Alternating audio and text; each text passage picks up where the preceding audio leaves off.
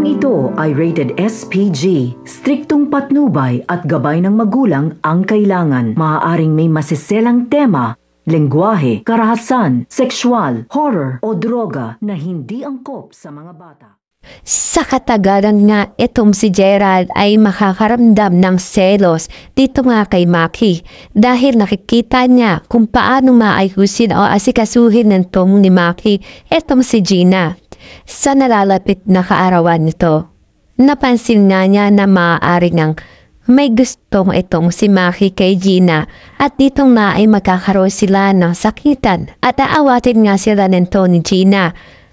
Handa na nga umamin itong si Maki kay Gina, ngunit na umamin nga itong si Maki ay hindi nga niya alam kung paano niya sasabihin dito na hindi pa nga siya handa na pumasok nga sa isang relasyon ulit dahil nga ay hindi pa nga sila divorce nitong ni Gerald.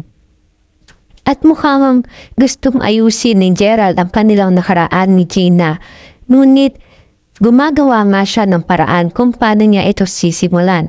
Aabangan pa nga natin yan. Ang mga susunod na mangyayari dito nga lang yan sa My Father's Wife.